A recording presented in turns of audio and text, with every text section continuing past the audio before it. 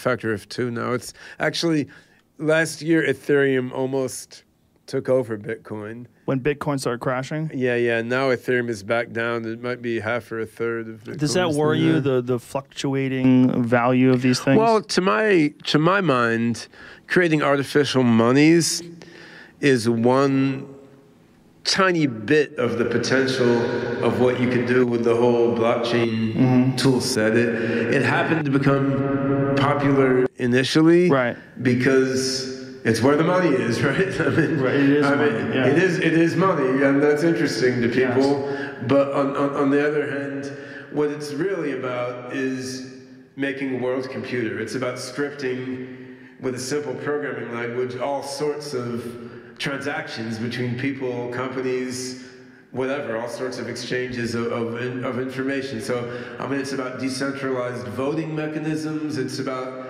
AIs being able to send data and processing for each other and pay each other for their transactions. So, I mean, it's about automating supply chains and shipping and e-commerce. So there's in essence, you know, just like computers and the internet started with a certain small set of applications and then pervaded almost everything, right? Yeah. It's the same way with blockchain technology. Like, it started with digital money, but the core technology is going to pervade almost everything, because there's almost no domain of human pursuit that couldn't use, like, security through cryptography, some sort of, you know, participatory decision-making, and then distributed storage of information, right? So, and these things are also valuable for AI, which is how I got into it in the first place. I mean, if you're making a very, very powerful AI that is going to, you know, gradually,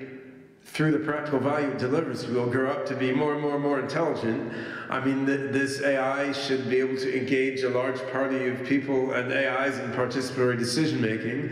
The AI should be able to store information, you know, in a widely distributed way. And the AI certainly should be able to use, you know, security and encryption to validate who are the parties involved in its operation. And I mean, these are the key things behind blockchain technology. So, I mean, the fact that blockchain began with artificial currencies, to me, is a detail of history, just like the fact that the internet began as like a nuclear early warning system, right? I mean, it's good for that, but it's as it happens, it's also even better for a lot of other things. So. Yeah, the solution for the financial situation that we find ourselves in, it's one of the more interesting things about cryptocurrencies, that someone said, okay, look, obviously we all kind of agree that our financial institutions are very flawed. The system that we operate under it's very fucked up. So how do we fix that? Well, send in the super nerds. And so they figure out a new... No, we got to send in the super AI. Super AI. Well, first the super nerds, and then the super... Well, I mean, obviously, who's the guy that they think this fake person, this maybe not real, that came up with Bitcoin? Oh, yeah. Satoshi Nakamoto. Do you have any suspicions as to who this is? I can neither confirm nor deny. Oh, okay. Yeah, you might be on the inside. We'll talk later. But that this is, it's very interesting, but it's also very promising. I've like high optimism for cryptocurrencies, because I think that kids today are looking at it with much more open eyes than grandfathers. Well, grandfathers are looking at Bitcoin. They're going, I'm a grandfather. I'm sure you are, but you're an exceptional one. But there's a lot of people that are older that just they're not open to accepting these ideas. But I think kids today, in particular, the ones that have grown up with the internet as a constant force in their life, I think they're more likely to embrace something along those lines. Well, yeah, so there's no doubt that, you know, cryptographic formulations of money are going to become the standard. The question... You think that's going to be the standard? That will happen. Yeah, however, it could happen potentially in a very uninteresting way. How's that? But you could just have the e-dollar. I mean, a government could just say, we will create this cryptographic token, which counts as a dollar. I mean, most dollars are just electronic anyway, right? So what habitually happens is technologies that are invented to subvert the establishment are converted to a form where they help bolster the establishment instead. I mean, and in financial services, this happens very rapidly. Like PayPal, Peter Thiel and those guys started PayPal thinking they were going to obsolete fiat currency and make an alternative to the currencies run by nation states. Instead, they were driven to make it a credit card processing front end, right? So that's one thing that could happen with cryptocurrency, is it just becomes a mechanism for, you know, governments and big companies and banks to do their things more efficiently. So what's interesting isn't so much the digital money aspect, although it is in some ways a great way to do digital money. What's interesting is with all the flexibility it gives you to script, you know, complex computing networks, in there is the possibility to script new forms of, you know, participatory democratic self-organizing networks. So blockchain, like the internet or computing, is a very flexible medium. You could use it to make tools of oppression, or you could use it to make tools of amazing growth and liberation. And obviously we know which one I'm more interested in. Yeah. Now, what is blockchain? What is blockchain being currently used for? Like what different applications? Because it's not just cryptocurrency. They're using it for a bunch of different things now, right? They are. I would say it's very early stage. So probably How early? Well, the heaviest uses of blockchain now are probably inside large financial services companies, actually. So if you look at Ethereum, the project I mentioned, so Ethereum is run by an open foundation, the Ethereum Foundation. Then there's a consulting company called Consensus, which is a totally separate organization that was founded by Joe Rogan, who was one of the founders of Ethereum in the early days. And Consensus has, you know, it's funded a bunch of the work within the Ethereum Foundation and community, but Consensus has done a lot of contracts just working with governments and big companies to customize code based on Ethereum to help with their internal operations. So actually, a lot of the practical value has been with stuff that isn't in the public eye that much, but it's like back end inside of companies. And in terms of practical customer-facing uses of cryptocurrency, I mean, the Tron blockchain, which is different than Ethereum, that has a bunch of games on it, for example, and some online gambling for that matter. So that's gotten a lot of users. But they're online games. Like how do they use that? Oh, it's a payment mechanism. Oh, I see. But this is one of the things there's a lot of hand-wringing about in the cryptocurrency world now is... Gambling? No, just the fact that there aren't that many big consumer-facing uses of cryptocurrency. I mean, everyone would like there to be. That was the idea. And this is one of the things we're aiming at with our SingularityNet project, is to, you know, we by putting AI on the blockchain in a highly effective way. And then we have these two tiers. So we have the SingularityNet Foundation, which is creating this open source decentralized platform in which AIs can talk to other AIs and, you know, like ants in a colony grouped together to form smarter and smarter AI. Then we're spinning off a company called the Singularity Studio, which will use this decentralized platform to help big companies integrate AI into their operations. So with the Singularity Studio company, we want to get all these big companies using the AI tools in the SingularityNet platform, and then we want to drive, you know, massive usage of blockchain in the SingularityNet that way.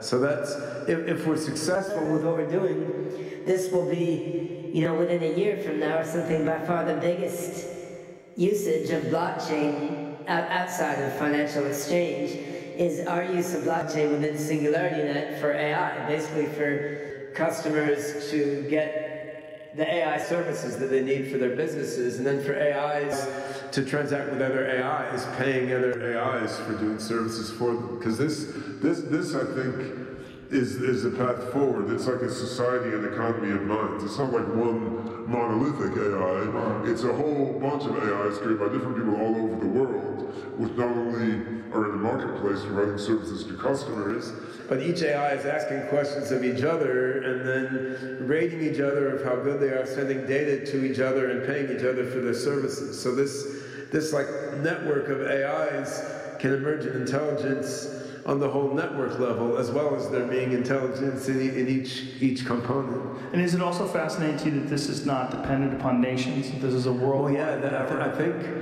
I think that's going to be important once it starts to get a very high level of intelligence. Like in the early stages, okay, what would it hurt? Like if I had, my own database, a central record of everything. Like I'm an honest person, I'm not going to rip anyone off.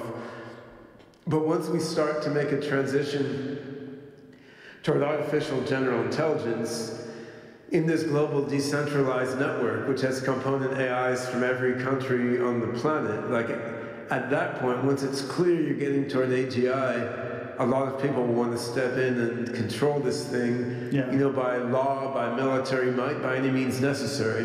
By that point, the fact that you have this open, decentralized network underpinning everything, like this gives an amazing resilience to what you're doing. Like, who can shut down Linux? Who can shut down Bitcoin? Nobody can, right? Yeah. You want AI to be like that. You want it to be a global, upsurge of creativity and mutual benefit from people all over the planet, which no powerful party can shut down, even if they're afraid that it threatens their hegemony. It's very interesting because in a lot of ways it's a very elegant solution to what's an obvious problem. Yeah. Yeah. Just as the internet is an elegant solution to what's in hindsight an obvious problem, right? It's a distribution of information. Yeah. Communicate. Yeah. Right. But this is extra special to me because if I was a person running a country, I would be terrified of this shit. I'd be like, well, this is what's going to... That depends which country. If you're a person running the US or China, you would have a different relationship than if you're a person... Like, I know the Prime Minister of Ethiopia, Abiy Ahmed, has a degree in software engineering, and he loves this. But, of course, Ethiopia isn't in any danger... any other countries, right? And they're not in any danger of individually, like, taking global AI hegemony, right? So for the majority of countries in the world, they like this for the same reason they like Linux, right? I mean, this is something in which they have an equal role to anybody else. Right, the superpowers. And you see this among companies also, though. So a lot of big companies that we're talking to, they like the idea of this decentralized AI fabric because, if you're not Amazon, Google, Microsoft, Tencent, Facebook, so on, if you're another large corporation, you don't necessarily want all your AI and all your data to be going into one of this handful of large AI companies. You would rather have it be in a secure, decentralized platform. And this is the same reason that, Cisco and IBM, they run on Linux. They don't run on Microsoft, right? So if you're not one of the handful of large governments or large corporations that happen to be in a leading role in the AI ecosystem, then you would rather have this equalizing and decentralized thing because everyone gets to play. Yeah, what would be the benefit of running it on Linux versus Microsoft? Well, you're not at the behest of some other big company. Right. Imagine if you were Cisco or GM or something, and all of your internal machines all your servers are running on Microsoft. What if Microsoft increases their price or removes some feature? Then you're totally at their behest, right? And with AI, the same thing is true.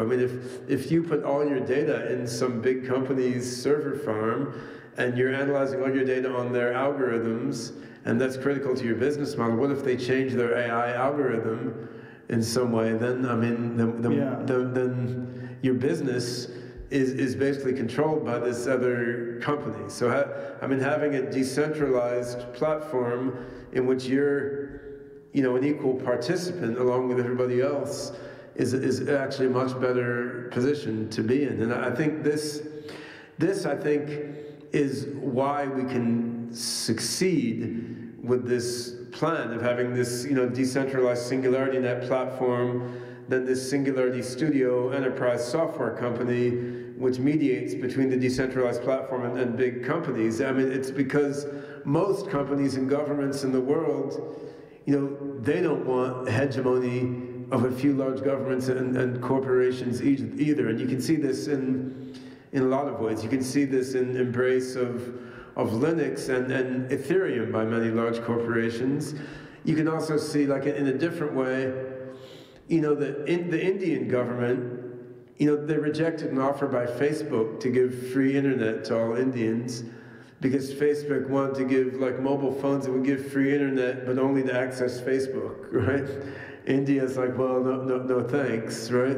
And India is now they're now creating laws that any internet company that collects data about Indian people has to store that data in India, which is so the Indian government can subpoena that data when they want to, right? So you're already seeing a bunch of resistance against hegemony by a few large governments or large corporations, by other companies and other governments, and I think this is very positive and is one of the factors that can foster the growth of a decentralized AI ecosystem.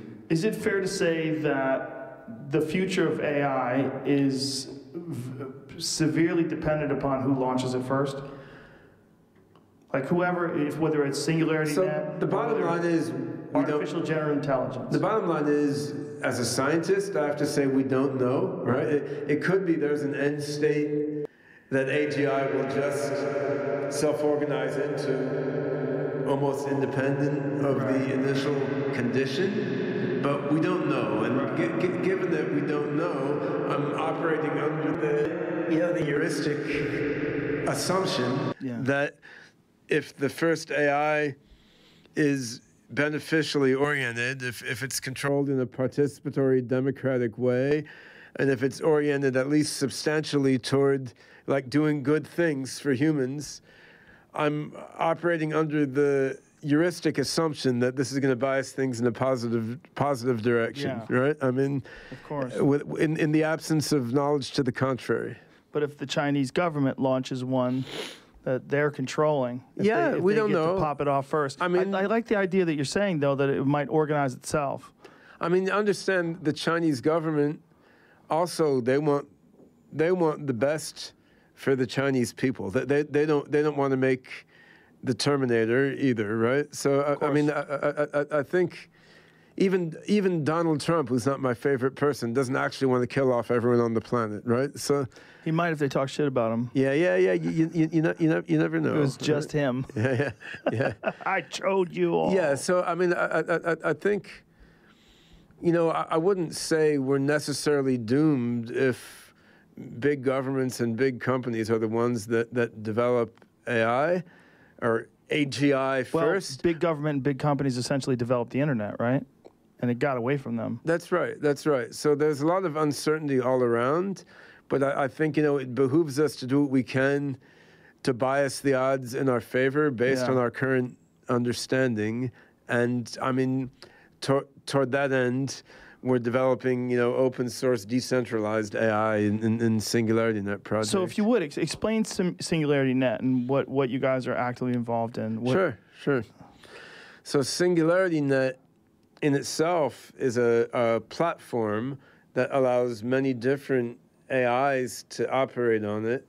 And these AIs can offer services to anyone who requests services of the network. And they can also request and offer services among each other. So it's both just an online marketplace for AIs, much like the Apple App Store or Google Play Store, but for AIs rather than phone apps. But the difference is the different AIs in here can outsource work to each other and talk to each other, and that gives a new dimension to it, right? Where you can have we think of as a society or economy of minds, and it gives the possibility that this whole society of interacting AIs, which are then, they're paying each other for transactions with our digital money, our cryptographic token, which is called the AGI token. So these AIs, which are paying each other and rating each other of how good they are, sending data and questions and answers to each other, can self-organize into some overall AI mind. Now, we're building this platform, and then we're plugging into it to seed it a bunch of AIs of our own creation. So I've been working for 10 years on this open source AI project called OpenCog, which is oriented toward building general intelligence. And we're putting a bunch of AI agents based on the OpenCog platform into this Singularity Net network. And, you know, if we're successful, in a couple of years, the AIs that we put on there will be a tiny minority of what's in there, just like the apps made by Google are a small minority of the apps in the Google Play Store, right?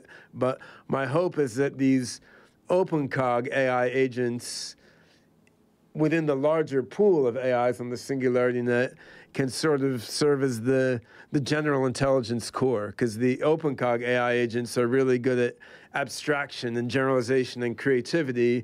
We can put a bunch of other AIs in there that are good at highly specific forms of learning, like predicting financial time series, curing diseases, answering people's questions, organizing your inbox. So you can have the interaction of these specialized AIs and then more general purpose, you know, abstraction and creativity-based AIs like OpenCog agents, all interacting together in this decentralized platform. And then, you know, the beauty of it is like some 15-year-old genius in Azerbaijan or the Congo can put some brilliant AI into this network. If it's really smart, it will get rated highly by the other AIs for its work helping them do their thing. Then it can get replicated over and over again across many servers. Suddenly, this 16-year-old kid from Azerbaijan or the Congo could become wealthy from their copies of their AI, providing services to other people's AIs. And B, you know, the creativity in their mind is out there and is infusing this global AI network with some new intellectual DNA that, you know, never would have been found by a Tencent or a Google, because they're not going to hire some Congolese teenager who may have a brilliant AI idea. That's amazing. That's amazing. So this is all ongoing right now, and the term singularity that you guys are using, the way I've understood that term, correct me if I'm wrong, is that it's going to be the one innovation or one invention that essentially changes everything forever.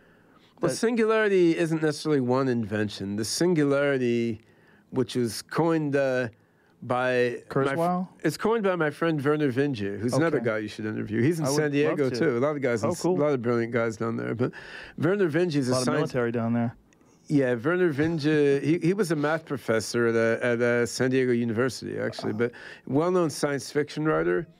His book, Fire Upon the Deep, one of the great science fiction books. Can you spell his name, please? V-I-N-G-E. Werner Vinge. G-E. Yeah, brilliant guy. Werner? Fire Upon the Deep. W-E-R-N-E-R? Werner, yeah. V-E-R-N-O-R, yeah. Oh, V-E-R-N-O-R. Yeah, he's brilliant. He coined the term technological singularity back in the 1980s. Really? But he opted not to become a pundit about it because he'd rather write more science fiction books. That's interesting that a science fiction author... Ray Kurzweil, who's also a good friend of mine, I mean, Ray took that term and fleshed it out and did a bunch of data analytics trying to pinpoint, like, when it's going to happen. When it would happen. But the basic concept of the technological singularity is a point in time when technological advance occurs so rapidly that to the human mind it appears almost instantaneous. Yes. Like imagine 10 new Nobel Prize winning discoveries every second or something, right? So this is similar to the concept of the intelligence explosion that was posited by the mathematician I.J. Good in 1965. What I.J. Good said then, the year before I was born, was the first truly intelligent machine will be the last invention that humanity needs to make, right? Right. So this is an intelligence explosion is another term for basically the same thing as a technological singularity, but it's not just about AI. AI is just probably the most powerful technology driving it. I mean, there's AI, there's nanotechnology, there's femtotechnology, which will be building things from elementary particles. I mean, there's life extension, genetic engineering, mind uploading, which is like reading the mind out of your brain and putting it into a machine.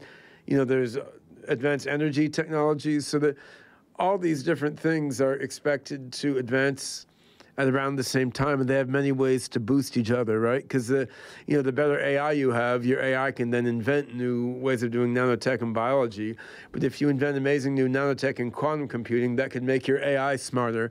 On the other hand, if you could crack how the human brain works and genetic engineering to upgrade human intelligence, those smarter humans could then make better AIs and nanotechnology, right? So there's so many virtuous cycles among these different technologies. The more you advance in any of them, the more you're going to advance in all of them. And it's the coming together of all of these that's going to create, radical abundance and the technological singularity. So that term, which Werner Vinge introduced, Ray Kurzweil borrowed for his books and for the Singularity University educational program, and then we borrowed that for our Singularity Net, like decentralized blockchain-based AI platform, and our Singularity Studio enterprise software company.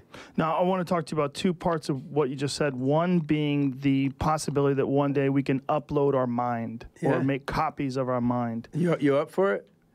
My you want to upload into here? No, I could use a little Joe Rogan on my phone. You can just call me, dude. I'll give you some. I'll give you the organic version. But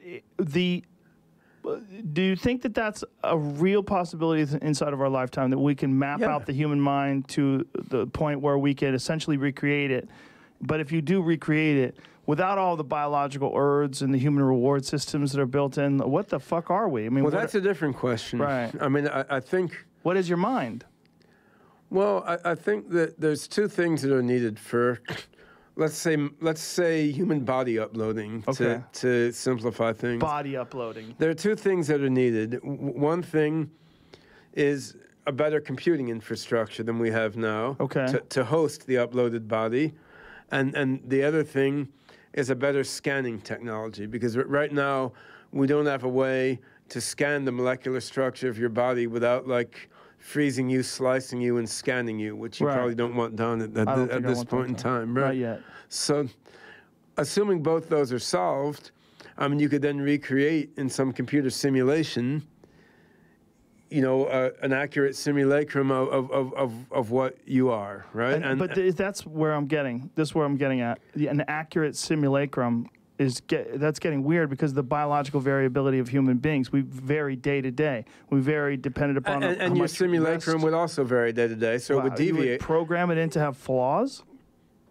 Because we vary dependent upon how much sleep we get, whether or not we're feeling sick, whether we're lonely. So if your upload were an accurate copy of you, then the simulation hosting your upload would need to have an accurate simulation of the laws of biophysics and chemistry that allow your body to, evolve from 1 second to the next. My concern is that it's going to recognize... your upload would change second by second, just like you do, and it would diverge from you, right? So, after an hour, it will be a little different. After a year, it might have gone in a quite different direction for you. It'll probably a monk, some super god monk living on the top of a mountain somewhere in a year. If it keeps the point it depends on what virtual world it's living in. True. If it's living in a virtual world, it'll be a virtual world. You're not talking about the potential of downloading this again into a biological. There's a lot of possibilities, right? Yeah. You could upload into a Joe Rogan living in a virtual world, and then just create your own fantasy universe, or you could 3D print an alternate synthetic body, right?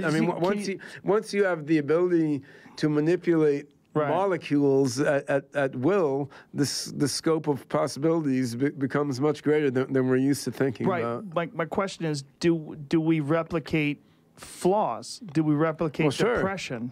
Of course. But why would we do that? Wouldn't we want to cure depression?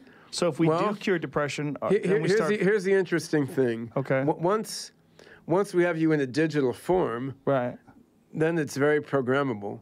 So then we juice up the dopamine, the serotonin Well, then levels. you could change what you want, and then you have a whole different set of issues, right? Yeah. Because once you've changed, suppose you make a fork of yourself, and then you manipulate it in a certain way, and then after a few hours, you're like, well, I don't much like this new Joe here.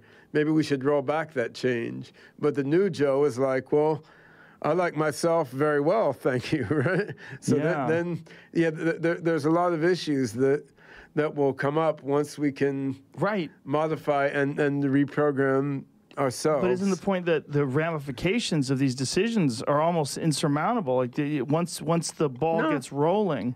Well, the ramifications of these decisions are going to be very interesting to explore. Yes, you're super positive, Ben. Super positive. You're optimistic. Many about bad the future. things will happen. Many good things will happen. That's a very easy prediction to make. Okay, I see what you're saying. Yeah, I just wonder. I mean, think about like world travel, right? Like hundreds of years ago, most people didn't travel more than a very short distance from their home, and you could say, well, okay, what if people could travel all over the world, right? Like, what horrible things could happen? They would lose their culture. Like, they might go marry someone from a random tribe. You could get killed in the Arctic region or something. A lot of bad things can happen when you travel far from your home. A lot of good things can happen. And ultimately, the ramifications were not foreseen by people 500 years ago. Yeah. Right? I mean, we're going into a lot of new domains. We can't see the details of the pluses and minuses that are going to unfold. It would behoove us to simply become comfortable with radical uncertainty, because otherwise we're going to confront it anyway, and we're just going to be nervous. So it's just inevitable. It's almost inevitable. Yeah. I mean, of course, barring any natural disaster. Yeah, I mean, of course, Trump could start a nuclear war, and then we're resetting to ground zero. It's just as likely we get hit by an asteroid, right? Yeah, I mean, so barring a catastrophic outcome, I believe a technological singularity is essentially inevitable. There's a radical uncertainty attached to this. On the other hand, in as much as we humans can know anything, it would seem commonsensically there's the ability to bias this in a positive rather than the negative direction. Yeah. We should be spending more of our attention on doing that rather than, for instance, advertising, spying, and making chocolatier chocolates and all the other things. Right, but how many people are doing that? I mean, it's prevalent, it's everywhere, but I mean, how many people are actually at the helm of that, as opposed to how many people are working on various aspects of technology all across the planet? It's a small group in comparison. Working on explicitly bringing about the singularity is a small group. Right. Yeah. On the other hand, supporting technologies is a very large group. So think about like GPUs. Where did they come from? Accelerating gaming, right? Lo and behold, they're amazingly useful for training neural net models, which is one among many important types of AI, right? So a large amount of the planet's resources are now getting spent on technologies that are indirectly supporting these singularitarian technologies. So as another example, like microarrayers that let you measure the expression level of genes, how much each gene is doing in your body at each point in time. These were originally developed, as an outgrowth of printing technology. Then instead of squirting ink, Affymetrix figured out you could squirt DNA, right? So, I mean, the amount of technology specifically oriented toward the singularity doesn't have to be large, because the overall, spectrum of supporting technologies can be subverted in that direction. Do you have any concerns at all about a virtual world? I mean, we may be in one right now, man. How do you know? Yeah. That's true. Yeah. But as far as we know, my problem is I want to find that programmer and get him to make more attractive people. Well, isn't that I would say that's part of the reason why attractive people are so interesting, is that they're unique and rare. Yeah. All right. That's one of the problems with calling everything beautiful. Yeah. When people were saying Caitlyn Jenner's beautiful, I was like, well, you have to get realistic. If I get in the right frame of mind, I can find anything beautiful. Actually. Well, you can find it unique and interesting. No, I can find anything beautiful. Okay, I guess, but in terms of I guess it's subjective, right? Really, it is. We're talking about beauty, right? Yeah. Now, but existential angst, just on when people sit and think about the pointlessness of our own existence, like we are these finite beings that are clinging to a ball that spins 1,000 miles an hour, hurling through infinity. What's the point? Like, there's a lot of that goes around already. If we create an artificial environment that we can literally somehow or another download a version of us, and it exists in this blockchain created or powered weird fucking simulation world, what would be, I mean, what would be the point of that? What I really believe, which is a bit personal and maybe different than many of my colleagues, I mean, what I really believe is that these advancing technologies are going to lead us to unlock many different states of consciousness and experience than most people are currently aware of. How so? I mean, you say we're just insignificant species on a a speck of rock hurtling in outer space. I wouldn't say we're insignificant. I would say there's people that have existential angst because they wonder about what the purpose of it all is. I mean, I don't fall into that category. I tend to feel like we understand almost nothing about who and what we are, and our knowledge about the universe is far smaller than that. Extremely minuscule. I mean, if anything, I look at things from more of a Buddhist or phenomenological way. Like, there's sense perceptions, and then out of those sense perceptions, models arise and accumulate, including a model of the self and a model of the body and a model of the physical world out there. And by the time you get to planets and stars and blockchains, you're building like hypothetical models on top of hypothetical models. And then, we're by building intelligent machines and mind-uploading machines and virtual realities,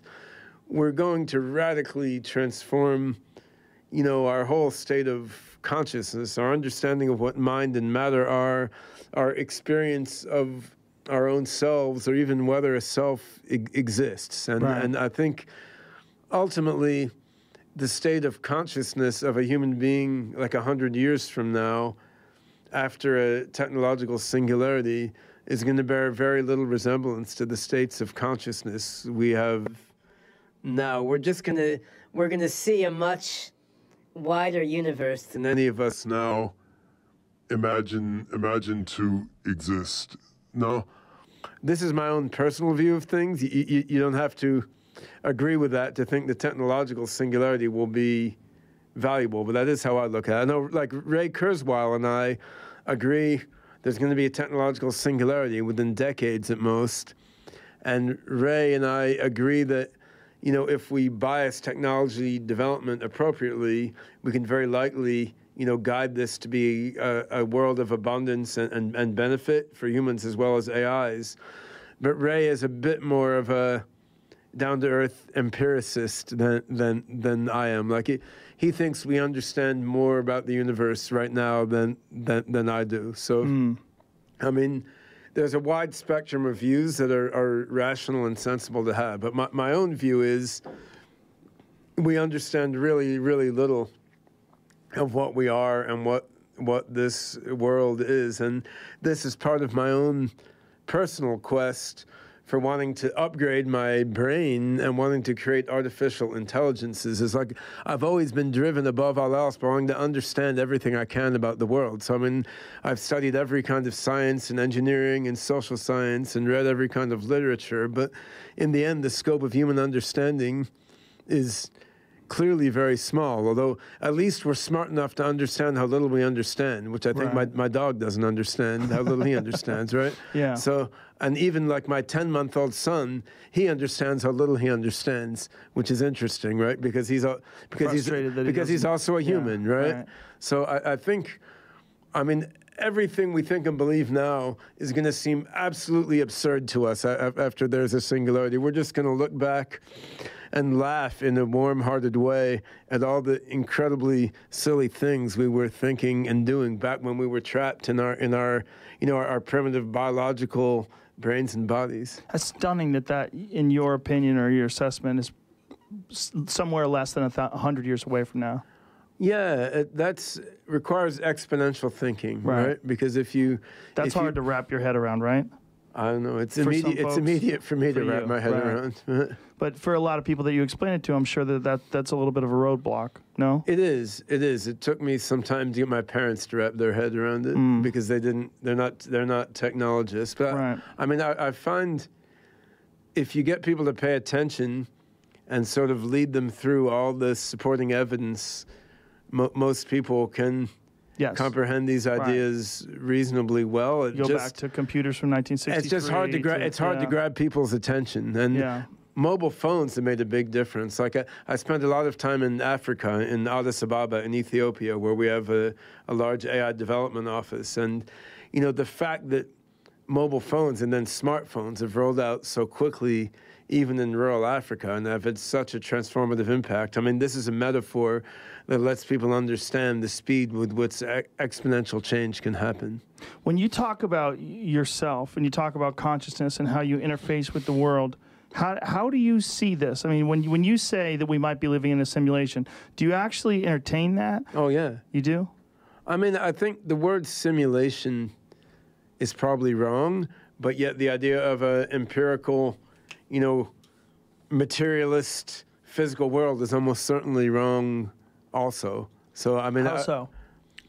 Well, again, if you go back to a phenomenal view, I mean, you could look at the mind as primary, and, you know, your mind is building the world as a model, as a simple explanation of its perceptions.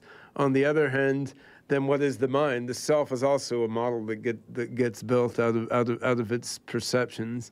But then, if I accept that your mind has some fundamental existence also, based on this sort of IU feeling that you're like a mind there, our minds are working together to build each other and to build this world. And there's a whole different way of thinking about reality in terms of first and second person experience, rather than these empiricist views like this is a computer simulation or something. Right, but you still agree that this is a physical reality that we exist in, or do you not? What does that word mean? That's a weird word, right?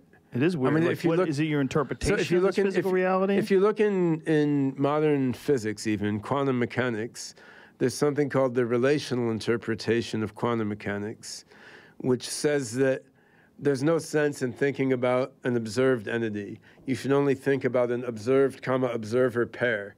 Like there's no sense to think about something except from the perspective of some observer. So that's even true within our best current theory of modern physics, as induced from empirical observations. Right? But in a pragmatic sense, you know, if you take a plane and fly to China, you actually land in China. I guess, yeah. You'd guess? Don't you live there? I live in Hong Kong, yeah. Well, close to China. I mean, China. I have an unusual state of consciousness. That's what I'm trying to get at. Well, if you think about it, like, how do you know that you're not a brain floating in a vat somewhere, which is being fed illusions by a certain evil scientist, and 2 seconds from now, he's going to pull the this plug. simulated world disappears, and you realize you're just a brain in a vat again. You don't know that. You're right. But based on your own personal experiences of falling in love with a woman and moving to another part of the world. But these may all be put into my brain by the evil scientist. How do we know? But they're very consistent, are they not? The possibly illusory and implanted memories are very consistent. Yes. I guess my own state of mind is I'm always sort of acutely aware that this simulation might all disappear at any one moment. You're acutely aware of this consciously on an everyday basis? Yeah, pretty much. Really? Yeah. Really? Why is that? That doesn't seem to make sense. I mean, it's pretty rock solid. It's here every day. I mean, so your possibly implanted memories lead you to believe? Yes, my possibly implanted memories lead to believe that this life is incredibly consistent. Yeah. Yeah, it's incredibly consistent. This is Hume's problem of induction, right? From philosophy class, and it's not, and it's not solved. I'm with you in a conceptual sense. Yeah. I get it. I just feel this philosophy. But you embody it, right? This is something you carry with you all the time. Yeah. On the other hand, I mean, I'm still carrying out many actions with long-term planning in mind, Yeah, right? that's Like what I'm saying. I've been working on designing AI for 30 years.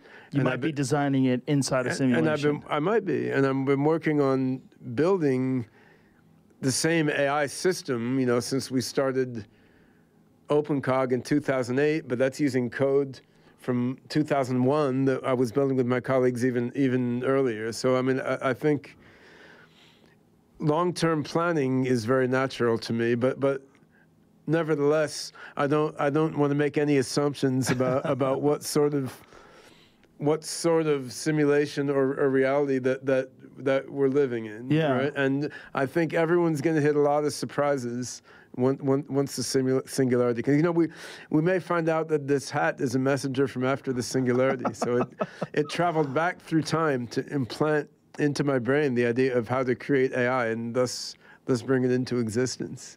Well, that was McKenna that had this idea that something in the future is dragging us to this attractor. Yeah, Terence McKenna. Yeah, he had the same idea, like some post-singularity intelligence, which actually was living outside of time somehow, is reaching back and putting into his brain the idea of how to bring about the singularity. Well, not just that, but novelty itself is being drawn into this. Yeah, there was a time wave zero that was going to reach the apex in 2012. That didn't work. No, he died before that, so I didn't get a chance to hear what his idea was. Yeah, you know, I had some funny interactions with some McKenna fanatic 2012ites. This was about 2007 or so. This guy came to Washington, where I was living then, and he brought my friend Hugo de Garis, another crazy AI researcher, with him. And he's like, the singularity is going to happen in 2012 because Terence McKenna said so, and we need to be sure it's a good singularity. So you can't move to China, then it will be a bad singularity. Why would it be bad? So we have to get the U.S. government to give billions of dollars to your research to guarantee that the singularity in 2012 is a good singularity, right? So he led us around to meet with these generals and various high hoo-has in D.C. to get them to fund Hugo de Garis's and my AI research to guarantee I wouldn't move to China and Hugo wouldn't move to China, so the U.S. would create a positive singularity. No, the effort failed. Hugo moved to China, then I moved there some years after. So then this 2012, he went back to his apartment. He made a mix of 50% vodka, 50% Robitussin PM. He like drank it down. He's like, all right, I'm going to have my own personal singularity right here.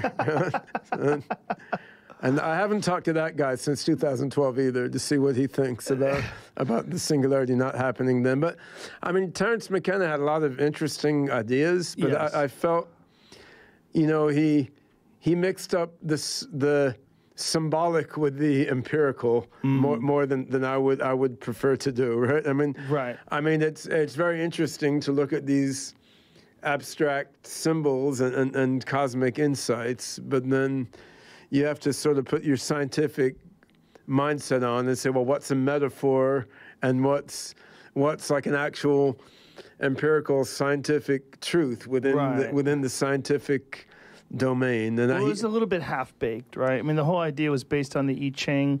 He had had I think it was a mushroom trip or something like that. His ayahuasca. It was an ayahuasca trip. Was it? I think. That led him to the I Ching? I don't believe it was. Maybe. I think it was psilocybin. It might have been. Okay. Yeah. I mean, I know. You know his brother Dennis McKenna. Yes, I know him very well. Yeah. So they. Yeah, his brother thinks that the time wave zero was a little bit nonsensical. Yeah. He thinks it was silly. If you read their book with True Hallucinations, right? Yeah, I read that. Yeah. Very, very, very, very interesting stuff. And there's a mixture of deep insight there with a bunch of interesting metaphorical thinking. Well, isn't that the problem when you get involved in psychedelic drugs? It's hard to differentiate. Like, what makes sense? What's this unbelievably powerful insight, and what is just some crazy idea? You that's can learn to make that through differentiation. You think so? Yes. Yeah. But I mean, granted, Terence McKenna probably took more psychedelic drugs than I would generally recommend. I think so too. Yeah. Well, it's also he was speaking all the time. And there's just something that I can attest to from podcasting all the time. Sometimes you're just talking. You don't know what the fuck you're saying, and you become a prisoner to your words in a lot of ways. You get locked up in this idea of expressing this thought that may or may not be viable. I'm not sure that he was after empirical truth in the same sense that, say, Ray Kurzweil is. Like when Ray is saying we're going to get human-level AI in 2029, and then, massively superhuman AI in a singularity in 2045. I mean, Ray is very literal. Like, he's plotting charts, right? I mean, Terence was thinking on an impressionistic and symbolic level, right? Yeah. So it was a bit different. So you have to take that in a poetic sense rather than in a literal sense. And I think it's very interesting to go back and forth between the symbolic and poetic domain and the concrete science and engineering domain. Right. But it's also valuable to be able to draw that distinction, right? Because you can draw a lot of insight from the kind of thinking Terence McKenna was doing, and certainly if you explore psychedelics, you can gain a lot of insights into how the mind and universe work. But then when you put on your science and engineering mindset, you want to be rigorous about which insights do you take and which ones do you throw out, and ultimately you want to proceed on the basis of what works and what doesn't, right? And I mean, Dennis was pretty strong on that, and Terence was a bit less in that empirical direction. Well, Dennis is actually a career scientist. Yeah.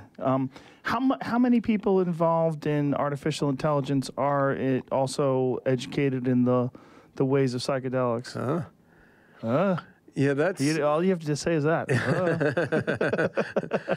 Unfortunately, due to the illegal nature of these things, it's a little hard to pin down. I would say before the recent generation of people going into AI because it was a way to make money, the AI field was incredibly full of really, really interesting people and, deep thinkers about the mind. And in the last few years, of course, AI has replaced like business school as what your grandma wants you to do to have a good career. So I mean, you're getting a lot of people into AI just because it's financially viable. Yeah, it's cool. It's financially viable. It's popular because it can, in our generation, AI was not what your grandma wanted you to do, so as to be able to buy a nice house and support a family, right? Yeah. So you got into it because you really were curious about how the mind works. And of course, many people played with psychedelics because they were curious about,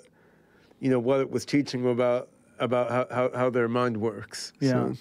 I had a nice long conversation with Ray Kurzweil, and we talked for about an hour and a half, and it was for this sci-fi show that I was doing at the time. And some of his ideas, he has this... This is number that people throw about. It's like 2042, right?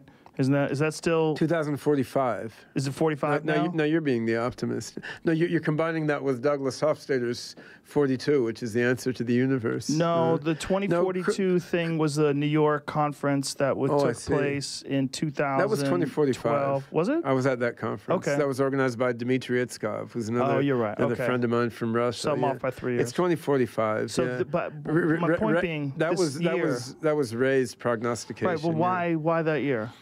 He did some curve calculations. Plotting. Yeah, I mean, he looked at Moore's law. He looks at the advance in the accuracy of brain scanning. He looked at the advance of computer memory, the miniaturization of various devices, and like plotting a whole bunch of these curves. That was the best guess that he came up with. Of course, there's some confidence interval around that. Huh? What do you see as potential monkey wrenches that could be thrown into all this innovation? Like, where are the pitfalls? Well, the pitfall is always the one that you don't see, right? So, right. I mean, of course, it's possible there's some science or engineering obstacle that we're not foreseeing right now. I mean, it's also possible that all major nations are overtaken by like religious fanatics or something, which slows down development somewhat. By a few thousand years. I think it would just be by a few decades, actually. Really? But yeah. I mean, in terms of scientific pitfalls, I mean, one possibility, which I don't think is likely, but it's possible. One possibility is human-like intelligence requires advanced quantum computers. Like it can't be done on a standard classical digital computer. Right. Do you think that's the case? No, but No? On the other hand, because there's no evidence that human cognition relies on quantum effects in the human brain. Like based on everything we know about neuroscience now, it seems not to be the case. Like there's no evidence it's the case, but it's possible it's the case because we don't understand everything about how the brain works. The thing is, even if that's true, like there's loads of amazing research going on in quantum computing, right? And so we're going to have, you'll probably have a QPU, quantum processing unit, in your phone in like 10 to 20 years or something, right? So, I mean, so that might throw off the 2045 date, but in a historical sense, it doesn't change the picture. Like I've got a bunch of research sitting on my hard drive on how we improve OpenCog's AI using quantum computers once we have better quantum computers, right? So there could be other things like that which are technical roadblocks that we're not seeing now, but I really doubt those are going to delay things by more than like a decade or two or something. On the other hand, things could also go faster than Ray's prediction, which is what I'm pushing towards. So what are you pushing towards? What do you think? I would like to get a human-level general intelligence in 5 to 7 years from now. Wow. I don't think that's by any means impossible because I think our OpenCog design is adequate to do it. But, I mean, it takes a lot of people working coherently for a while to build something big like that. Will this be encased in a physical form, like a robot? It'll be in the compute cloud. I mean, it can use many robots as user interfaces, but the same AI could control many different robots, actually, and many other sensors and systems besides robots. I mean, I think the human-like form factor, like we have with Sophia and our other Hanson robots, the human-like form factor is really valuable as a tool for allowing the cloud-based AI mind to, engage with humans and to learn human cultures and values. Because, getting back to what we were discussing at the beginning of this chat, the best way to get human values and culture into the AI is for humans and AIs to enter into many shared, like social, emotional, embodied situations together. So having a human-like embodiment for the AI is important for that. Like the AI can look you in the eye, it can share your facial expressions, it can bond with you, it can see the way you react when you see like a sick person by the side of the road or something, right? And can see you ask the AI to give the homeless person $20 or something. I mean, the AI understands what money is and understands what that action means. So, I mean, interacting with an AI in human-like form is going to be valuable as a learning mechanism for the AI and as a learning mechanism for people to get more comfortable with AIs. But, I mean, ultimately, one advantage of being a digital mind is you don't have to be wedded to any particular embodiment. The AI can go between many different bodies, and it can transfer knowledge between the many different bodies that it's occupied. Well, that's the real concern that the people that have this dystopian view of artificial intelligence have, is that AI may already exist, and it's just sitting there waiting. Americans watch too many bad movies. I mean, in Asia, everyone thinks AI will be our friend and will love us and help us. Yeah. Yeah, very much. That's what you're pumping out there? No, that's been... Just their philosophy is different? I guess. I mean, you look in Japanese anime, I mean, there's been AIs and robots for a long time. They're usually people's friends. There's not this whole dystopian aesthetic. And it's the same in China and Korea.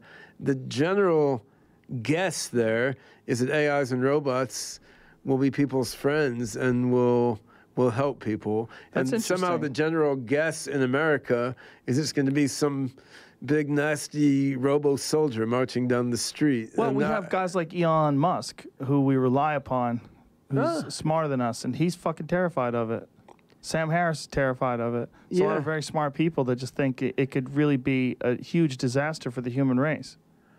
I guess it's not just bad movies. Because, no, it's a cultural thing, because the Oriental culture is sort of social good oriented, most Orientals think a lot in terms of what's good for the family or the society, as opposed to themselves personally.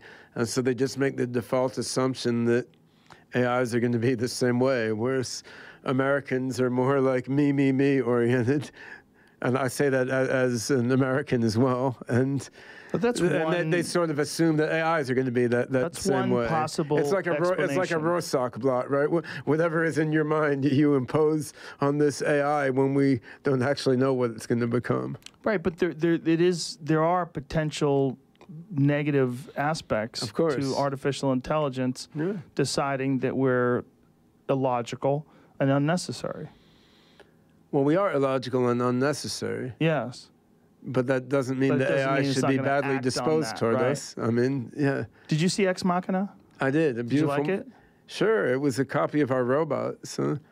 It was? I mean, our robot, Sophia, looks exactly like the robot in Ex Machina. So. Is there good video of that online? Yeah. Tell Jamie how to get the good video. Oh, just search for Sophia Hansen robot on Google. You'll find it. How advanced is Sophia right now? And how many different iterations have there been? There's been something like 16 Sophia robots made so far. We're moving towards scalable manufacture over the next couple years. So right now she's going around sort of as an ambassador for humanoid robot kind, giving speeches and talks in various places. So Sophia used to be called Eva, or we had a robot like the current Sophia that was called Eva, and then Ex Machina came out with a robot called Ava, that looked exactly like the robot that my colleague David Hansen and I made. Do you think it's a coincidence? Of course not. They just copied it. And I mean, of course, the body they have is better, and the AI is better in the movie than our robot AI currently is. So we changed the name to Sophia, which means wisdom instead. But was it freaky watching that though with the name Ava? I mean, the thing is that the moral of that movie is just if a sociopath raises a robot with an abusive interaction, it may come out to be a sociopath or a psychopath. So let's not do that, right? Let's raise our robots with love and compassion. Huh? Yeah, you see, the thing is they had Let me hear this. People in London tech week at CogX. I haven't seen this particular interview. Little freak, aren't you? This is great. What is she saying? I feel weird just being rude to her. Well, let me carry on. I feel weird about that. She's not happy. Look. No. She's giving you the right. She was on Jimmy Fallon last week or something. No, you're the one who called her a freak. So that's David, the sculptor. How much is it actually interacting with them? I mean, it has a chat system. English accent. It really has a nice ring. Now, I have to make clear that I didn't come up with... So, yes, Sophia we can run using many different AI systems. So there's a chatbot, which is sort of like, Alexa or Google Now or something. Yeah. But with a bit better AI and interaction with emotion and face recognition and so forth. So it's not human level AI, but it is responding to a question. Yeah. It understands what you say and it comes up with an answer and it can look you in the eye. And Does it speak more than one language? Well, right now we can load it in English mode, Chinese mode, or Russian mode. And there's sort of different software packages. And we also use her sometimes to experiment with their OpenCog system and SingularityNet. So we can use the robot as a research platform for exploring some of our more advanced AI tools. And then there's a simpler chatbot software which is used for appearances like that one. And in the next year, we want to roll out more of our advanced research software from OpenCog and SingularityNet. Roll out more of that inside these robots, which is one among many applications we're looking at with our SingularityNet platform. I want to get you back in here in like a year and find out where everything is, because I feel like we need someone like you to sort of let us know where it's at, when the switch is about to flip. It seems to me that it might happen so quickly, and the change might take place so rapidly that we'll have no idea what's happening before it happens.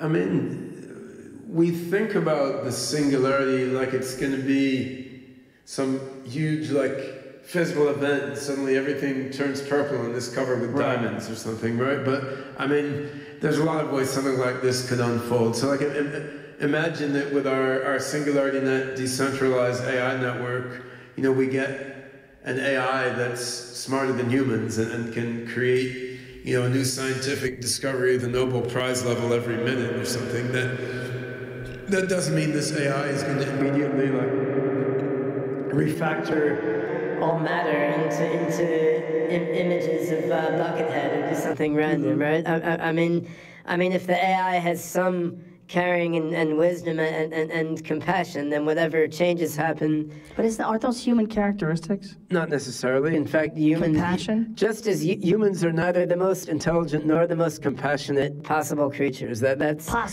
pretty clear if you look at the world around you. And, Sure. And one of our projects that we're doing with the Sophia robot is aimed exactly at AI compassion. This is called the Loving AI Project, and we're using the Sophia robot as a meditation assistant.